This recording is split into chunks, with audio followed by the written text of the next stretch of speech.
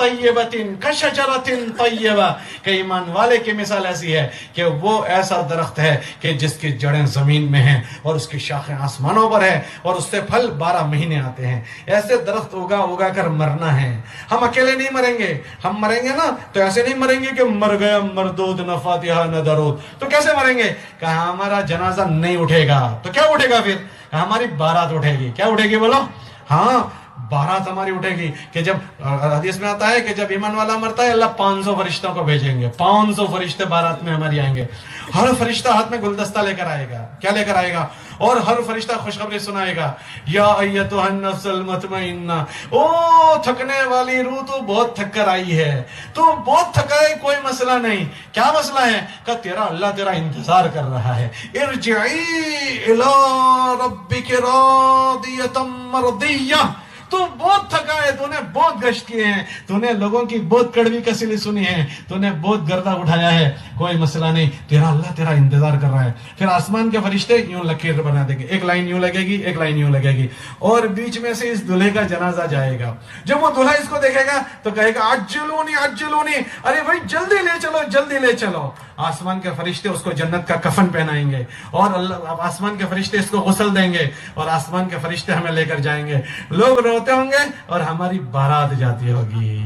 اللہ کے نبی علیہ السلام ازواج مطہرات کو محبت دیتے تھے، اور ہمارے بچے جن کو ہمیں پروان چڑھانا ہے ان کے ساتھ بھی ہمیں رویے اچھے کرنے ہوں گے. ہمارے نبی علیہ السلام نے فرمایا تم اپنے بچوں کی عزت کرو، وَأَكْرِمُوا أَوْلَادَكُمْ، اپنے اولاد کو عزت دو.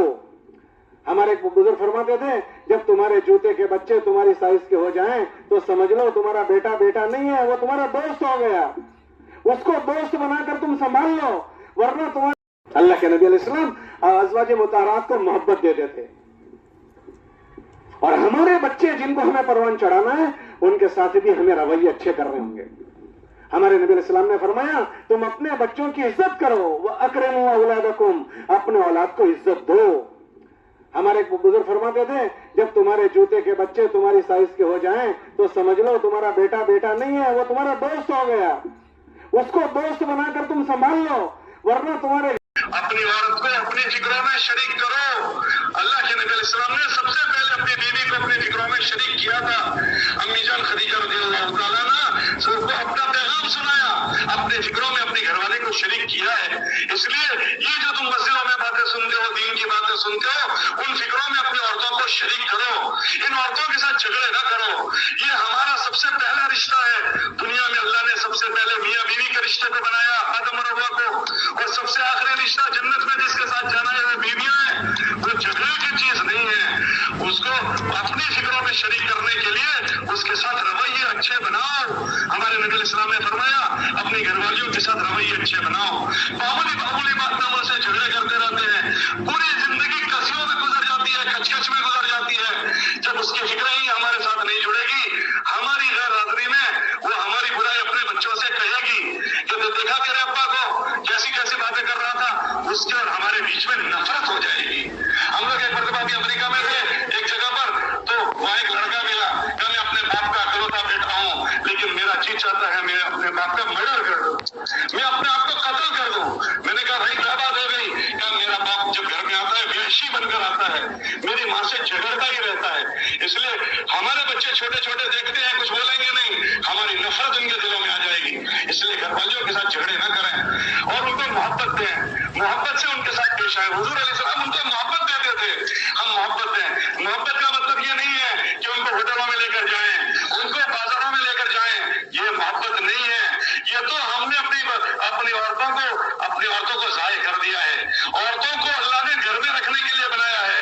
وَقَرْنَ فِي بُيُوتِكُنَّ، کہ عورتیں اپنے گھروں میں ٹکی رہے گی. اب اندازہ کریں عورتوں کو اللہ نے کتنا چھپایا. اللہ نے قرآن میں عورتوں کے بہت سارے واقعات بیان کیے ہیں نبیوں کی عورتوں کے، مگر کسی عورت کا نام تک نہیں لیا کہ اتنی چھپانے کی چیز ہے کہ اس کا نام نہیں لیا. پورے قرآن میں صرف ایک عورت کا ذکر ہے، حضرت مریم کا.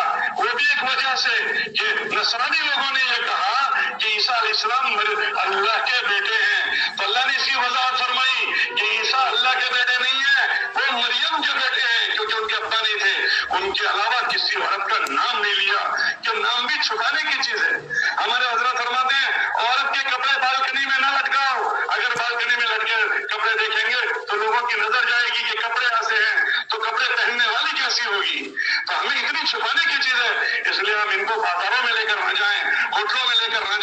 اور ان سب کے ساتھ ساتھ حلال غذا کھائیں، اپنی کمائیوں کو پاک صاف کریں۔ اللہ نے نبیوں کی جماعت سے فرمایا اپنی غذاؤں کو پاک صاف کرو، کلوا من الطیبات واعملوا صالحا، اپنی کمائیوں کے نقشوں کو پاک صاف کرو۔